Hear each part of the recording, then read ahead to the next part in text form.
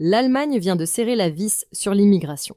Le Parlement a voté une mesure très attendue par les partisans d'un durcissement des politiques migratoires, la suspension du regroupement familial pour une partie des migrants. C'est une décision qui va toucher directement des milliers de personnes et qui annonce un tournant dans la gestion des flux migratoires du pays. Vendredi 27 juin 2025, les députés allemands ont adopté à une large majorité un texte qui suspend pour 2 ans le droit au regroupement familial pour les bénéficiaires de la protection subsidiaire. C'est un statut à part, il concerne les migrants dont le pays d'origine est trop dangereux pour un retour, mais qui n'ont pas obtenu le statut complet de réfugiés. Ce sont souvent des Syriens. Jusqu'à maintenant, cette catégorie de migrants pouvait faire venir leurs proches à hauteur de 1000 personnes par mois. En clair, ça représentait environ 12 000 regroupements familiaux par an. Mais avec cette réforme, ce mécanisme est gelé. Selon le ministre de l'Intérieur Alexander Dobrindt, il s'agit de maîtriser la pression migratoire et de casser, selon ses mots, un modèle commercial utilisé par les passeurs. Il estime que la capacité d'intégration de l'Allemagne a atteint ses limites. Une phrase qui résume bien l'état d'esprit du gouvernement de coalition dirigé par le chancelier Friedrich Merz.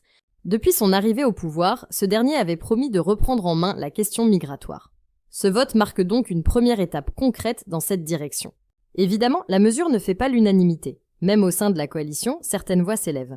Nathalie Pawlik, la ministre des Migrations, a reconnu que l'intégration est plus efficace quand les familles sont réunies.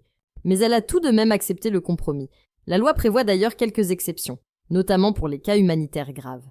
Et elle ne concerne pas les réfugiés reconnus au titre de la Convention de Genève.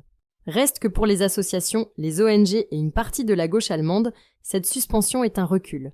Selon eux, elle risque d'aggraver l'isolement des personnes protégées, de freiner leur insertion et de créer davantage de tensions sociales.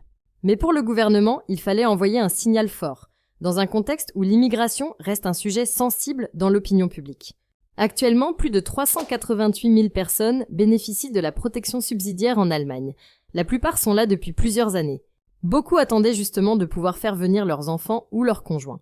Avec cette décision, leurs projets sont à l'arrêt pour au moins 2 ans. C'est donc un virage politique, mais aussi humain, que vient de prendre l'Allemagne. La question maintenant, c'est de savoir si cette suspension restera temporaire ou si elle sera prolongée après 2027. Le débat ne fait que commencer. Si la vidéo d'aujourd'hui vous a plu, n'oubliez pas de vous abonner pour ne pas manquer nos prochaines vidéos.